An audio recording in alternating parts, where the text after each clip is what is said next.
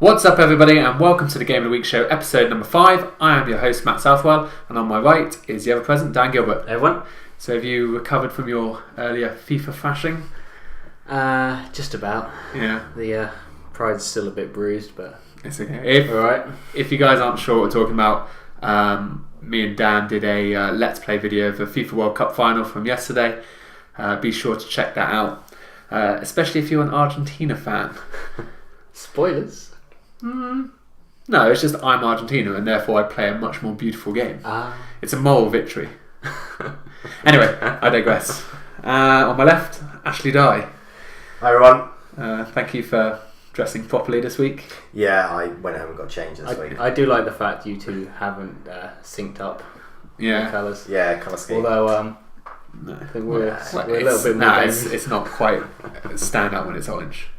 Anyway, for those of you out there that are not aware of what the Game of the Week show is, it's three friends sitting around this table every Monday to discuss the latest stories of the video gaming world. We'll then close out our video with our featured Game of the Week.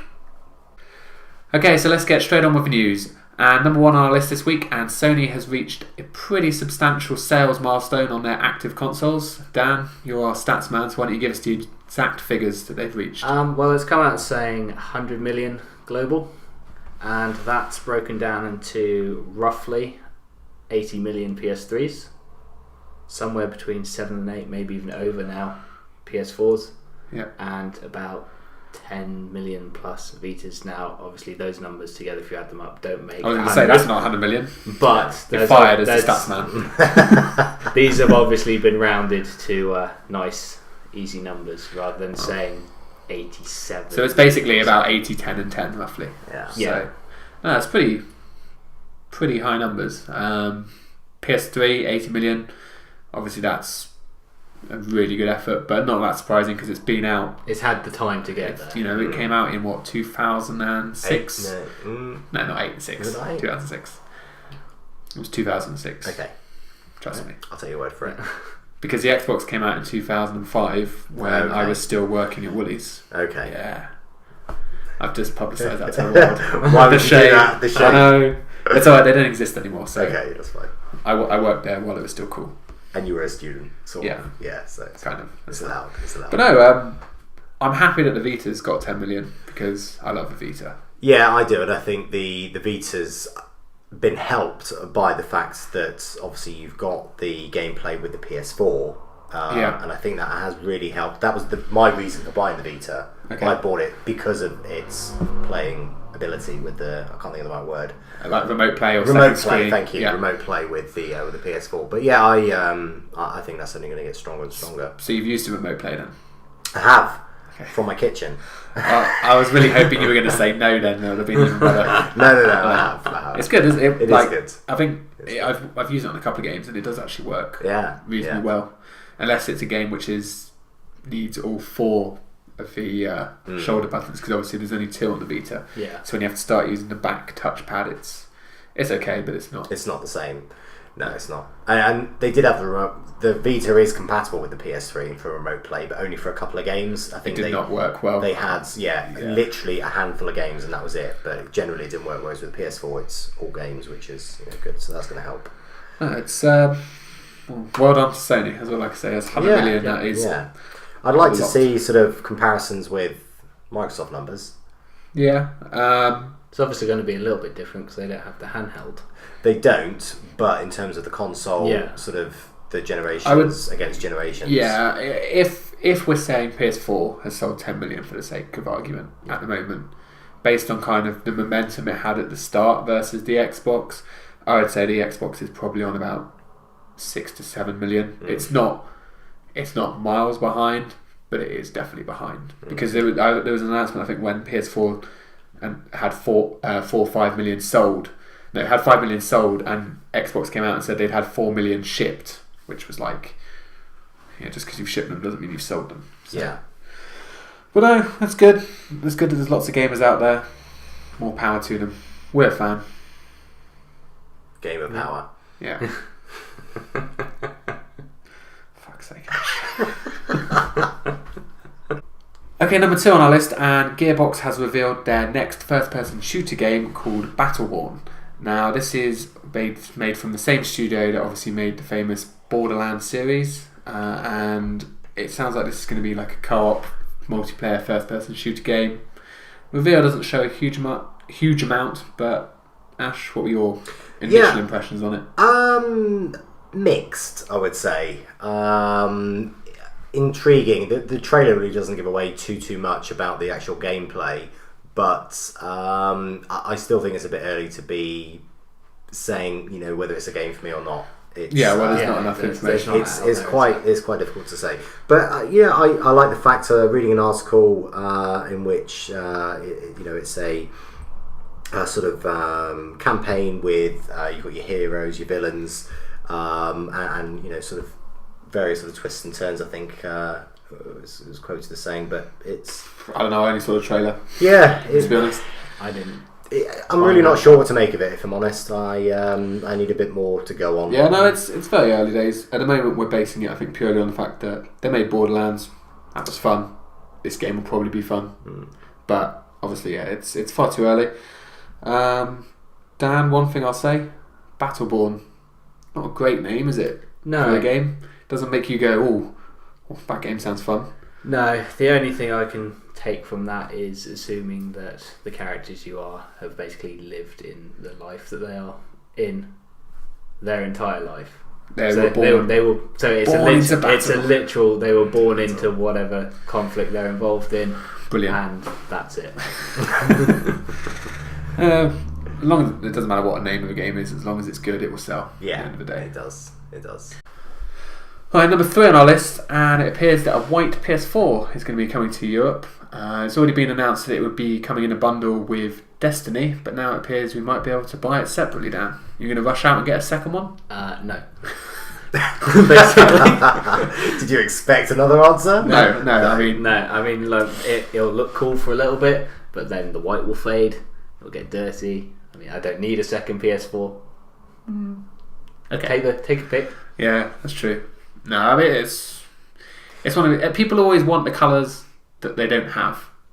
That's what always been my impression of it. Like everyone. Yeah. When the Xbox 360 came out in black, everyone was like, "Oh, I really wish I had the black one." It's a colour. It makes no difference. It's the same thing with the coloured PS3s that are in Japan. People are like, "Oh, I want the red or the blue," and it's just like, yeah, but those are cool. But at the same time, it's a colour, like you said. A controller's different. A console, I think for me, I've got all my TV stuff, my TV, the stands, everything that goes with it. It's all black. If I had a white PS4 there, it would look ridiculous. Yeah, same. So I can't imagine why they would want to sell. I suppose for people out there, it just gives them a choice. I suppose. Yeah. It happened with the iPhone. I remember when they, those were always black, and then they released the white iPhone. That was like a big deal. Everyone thought they wanted the white iPhone. Just because same as this. It was one of the first that people just like to have the thing that's different. So it's almost more recognisable, I guess. But then everyone goes out and buys the different thing, and it's not going to sell more PS4s. There's not going to be anyone out there that was like, well, I was on the fence, but now it's in white. Yeah. And if there is. No. Fuck off. It's not going to make any difference, really. You might, those that already have PS4s are not going to be looking to change and trade in. No. I think the only there will thing be one, is guaranteed. There will be one. There's always that one guy. I think it's only really going to be an option or a choice for those that are yet to buy one. So So for you Europeans out there, you now have a choice. Well, not yet, but you will do. A great choice. Great choice coming into the year. For North America, it still hasn't been announced. I'm sure they're on the edge of their seat. I was going to say, I'm sure they're dying to find out when it is. Yeah. Okay, so number 4 on our list, and the Xbox One exclusive Project Spark finally has a release date. It will be coming to North America on October the 7th and Europe October the 10th. So guys, another Xbox One exclusive. Yeah. Gonna think about getting an Xbox? I don't see any of your PS4 exclusives jumping off the shelves at the moment. They're still all being delayed and in production, aren't they? Yeah. They're all coming 2015. Oh, brilliant. I know. Just found a corner. It is. It's another one, which is Xbox One and I should say Xbox One and PC, Well, okay. I apologise. It's not. It's a console exclusive. Microsoft exclusive. Yeah. But yeah, it's another one of those that's it's not screaming at me to be like, wow, I've got to get an Xbox One. But it is another one that it's another intriguing game for me that I think will be something that you can just pick up and just do a bit of work on. For those of you out there, it's very much a sort of open game of building. It's like a more advanced Minecraft kind of style, isn't it? Like kind of, it's a pretty looking Minecraft. You create your own worlds. You create your own. Basically, allows creators to build their own worlds, build their own storylines, basically to make their own game. Yeah, on that basis, I think it's the kind of game that you could maybe just sort of pick up, spend an hour or two on, and you can come back to it a week or two later. It's not something you actually have to spend hours and hours on. Yeah. But it's a game that I think's got a lot of potential. Certainly with with all the creators out there, it's going to be one of those games where you can play other people's levels, I'm guessing, and you're going to have a lot of choice there to do that. There has to be a community sharing thing. Yeah, otherwise it doesn't work as a game, because you're not going to want to spend hours and hours creating your own thing to then have to only be able to play your own. The community will make this game. I'll be honest, I'm kind of just winding you guys up. I don't really have that much interest in this game. If I'm going to spend 50 quid, I want a game already there, not a game I've got to build myself. The community, yes, I'm sure they'll do a good job, but at the end of the day, what are people going to be making? They're going to be making fancy knockoffs of Super Mario World, Sonic. It's going to be it's going to be old levels within a new game. Those are going to be like the most famous things that come out of a game. I'm sure there will be some good ideas, but I think probably not one that's I think it is a game that would. I mean, we do like different games, but it is something that does interest me. I think it's something that I could spend a lot of time on, and I think it's one of those where potentially if you're like me and you've got a bit of OCD where everything's got to be perfect, it's probably not a game you want to buy really, because you'll be getting very little sleep, making sure everything's perfect on your levels. But so on that basis, maybe I won't buy it. But no, I think it's a game that I'd enjoy doing. He just leapt back over the fence there. I know, I'm getting it to know. He's told us before how much he likes his structure in his game. This game has no structure. I know. It's taken the structure and it's thrown out the window. But I like my structure, which means I can now... You can create your structure. My own structure. Yeah. My rules. Even better. Okay. Yeah, so look out for that game in October. We won't even talk about October. No. Okay, so number 5 and the final item on our news this week. Neversoft has officially closed their doors. After teaming with Infinity Ward on Call of Duty Ghosts, Activision are now merging the two studios to make a super studio, but it will continue with the name of Infinity Ward. Cheers, Ash. So, Neversoft, I'll always remember very fondly for Tony Hawk's. So, this week, guys, how good was Tony Hawk's? I played 2 so much.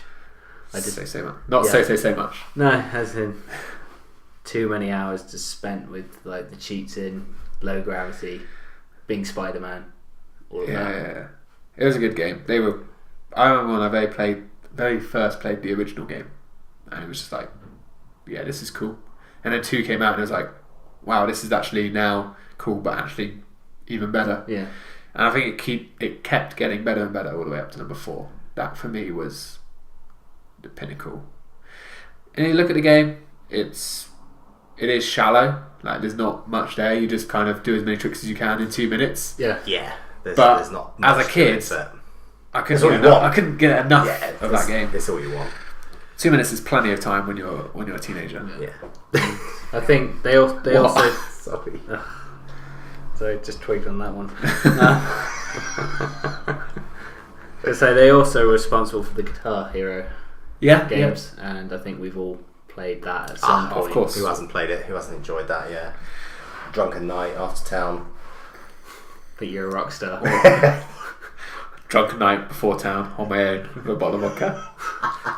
Red, blue, green, red, blue. Failing on easy, getting the virtual crowd booing at me. Brings tears to my eyes just thinking about it. No, those were fun games. But yeah, I mean, promising news. It's better than what we've seen recently, where closing their doors means that they're gone. Yeah, well, I mean, obviously, it's just Activision kind of focusing their efforts. Call of Duty makes them so much money that could just be the only game they ever do for the rest of their lives. So, people will get sick of Call of Duty eventually. I don't know. I doubt it. It's been going on for a long time, and I know the figures just keep going up and up. Well, I say up and up.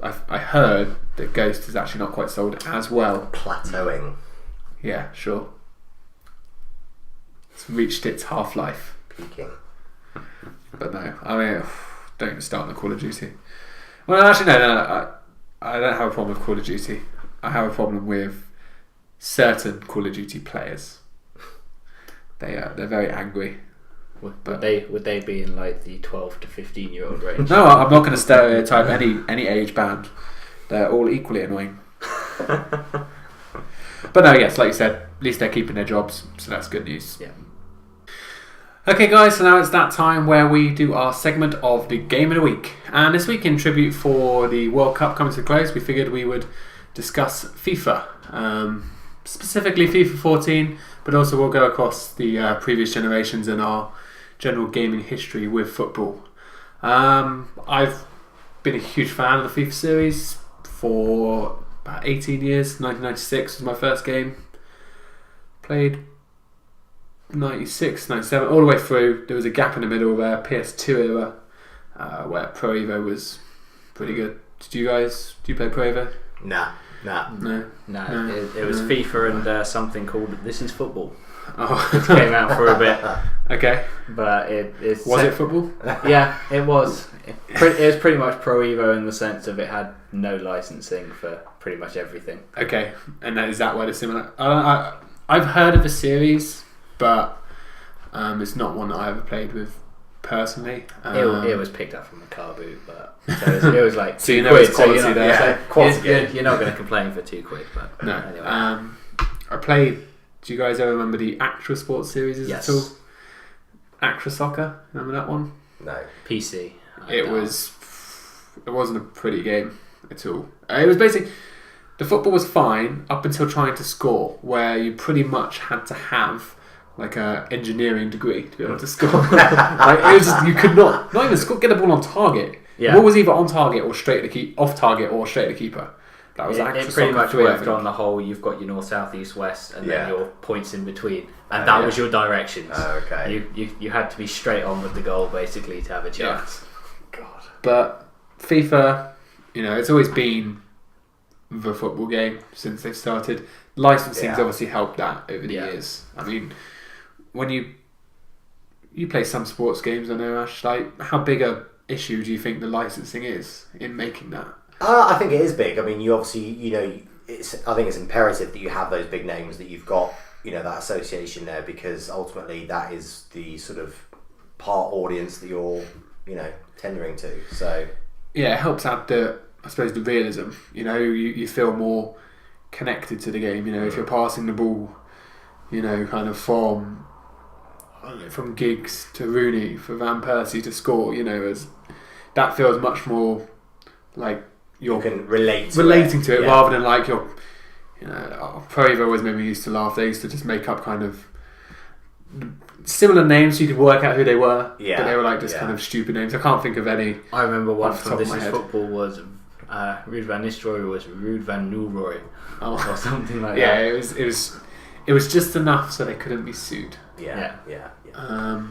I think, in terms of the FIFA series, I do have a couple of FIFA games. I think I've 12 and 13 or 13 and 14, but it's a good game. But FIFA for me, it's the kind of game that I'll play with a few mates if I've got a few mates around. It's a good game for that.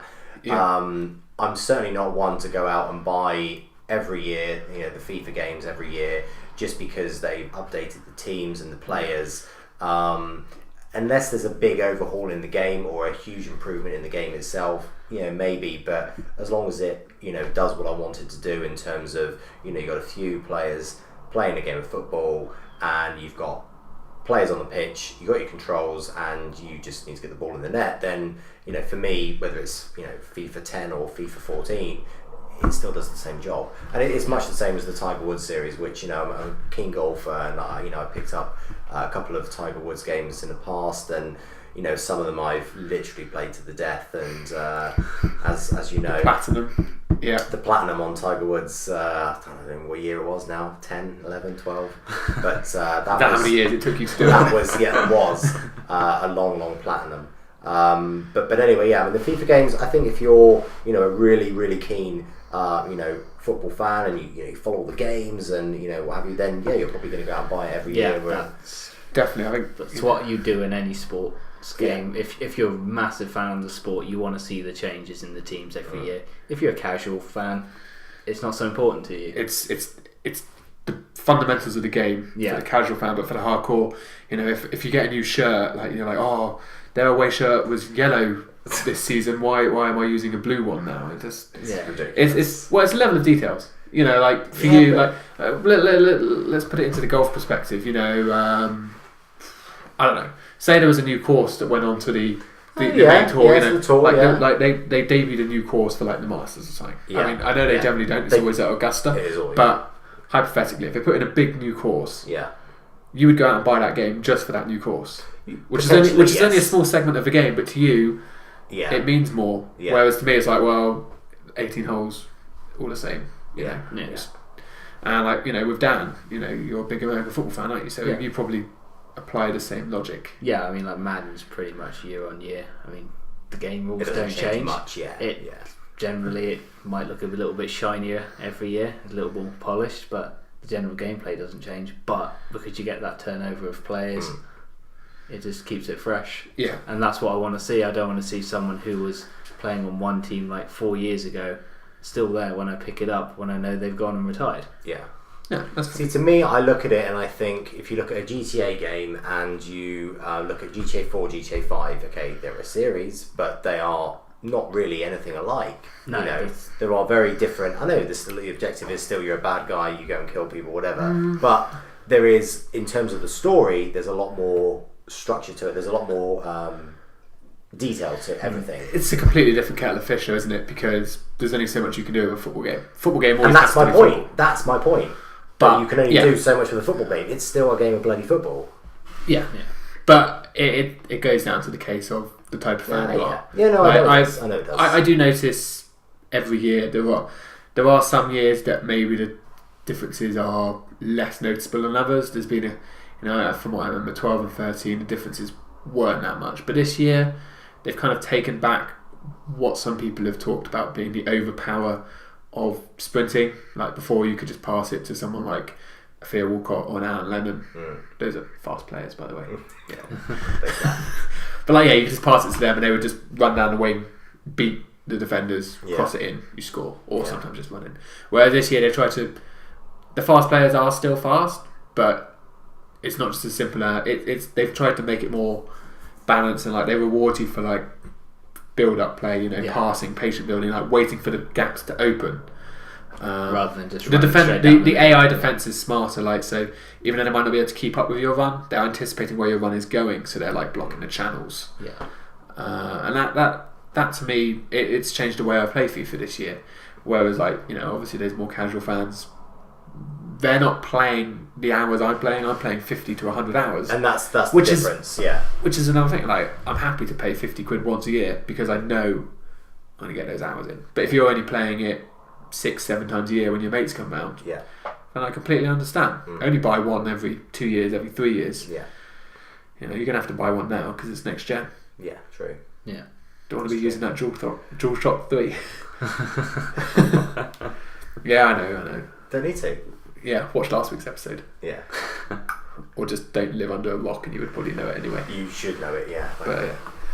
But jumping on a subsection of this, when you talk about there's not enough there for you to want a new game, an area where I will 100% agree with you is this year, talking about the World Cup, there's a World Cup game out. That to me, I'm not happy with. There's been, when I used to play the games back in all the way back in 1998, I very much remember it was called FIFA Road to the World Cup. You could still be all these international teams. You could play them. You could do like the qualification and everything. You could still play as internationals in some sort of competition. Whereas now, you have to buy a whole other game just for that luxury. I can understand it from a commercial point of view. The games must sell because they do it every time it comes out. Yeah, no, they do. Yeah. I think as well the same. You've got your FIFA series already. Do you really need the World Cup? Well, you could in theory just tack it on probably a FIFA game every year if you want that year. Year, sorry. Yeah. Apologies. Yeah, because then for that year. But they won't, because it doesn't make commercial sense. If they can sell more games, they'll sell more games. So yeah. Maybe like for the casual fan though that only buys one every 2-3 years, they'll go, okay, well I'll buy this year's one because it has the World Cup in it as well. But true. Yeah, maybe the casual fans just buy just those sports games because they don't care about the clubs and that. You've still got the 32 international teams and you've got the best players from all of those countries in the game still. So it's more elitist. But as it is, in terms of FIFA as a general game, it's I like the fact that you've got all your leagues, you've got all your players. FIFA 14, 8,000 players. You've got a multitude of options there in terms of creating the game for you. So it's for me, it's a good game. I'm not the biggest football fan in the world, but it's an enjoyable game. It's it's an easy thing to just sit down and it doesn't really require much in terms of thought, and it's a nice easy game to play. So yeah, I think going back on FIFA, I think maybe you're gonna pick one up this year. Yeah, it looks like you might need to practice a bit anyway. Cheers for that. If you watch it's been a bit of a gap since since I bought one, so I think again now because it's next gen, it's probably worth it. Yeah, and just have it lying around for a few years. When I want football, I can. It's just nice to have it there as a game. There's so much. The thing I like about FIFA is the depth in the modes that you can play. Yeah. Like the casual fan might not appreciate it as much, but you can play. You can take control of all 11 players, play a league, competition, cup, whatever. That's fine. Yeah. You can do the Be a Pro mode where you can just control one player in the team. Do that. Fine. Happy days. You can play this game mode online called Seasons, where you get 5 of your mates and you each control a different person on that team. Yeah. Which can be like a really fun / frustrating it's nice mode. it's nice to have all your different options there, I think. Yeah. And it's not just a game of football. There is a bit more. I would say it's up there with the NBA 2K series and the NHL series as like one of the best sports games. Yeah. I think it's slightly ahead of Madden purely because Madden doesn't have the competition, whereas obviously FIFA does still have Pro Evo there, waiting, praying for their slip up. But it's a good game, and roll on the new season and the new game. FIFA 15, yeah, it'll be good. Okay, so that's about it for this week on the Game of the Week show. If you've liked what you've watched, please do like this video and subscribe to our channel. If you've got any comments about what we've discussed this week, please leave them in the comments down below. In addition, if you've got anything you want to discuss that we haven't covered in this video, please also let us know and we will respond to you. For now, Ashley, Daniel, Charles, thank you for your time. Thanks, Matt. Do a quick sign off.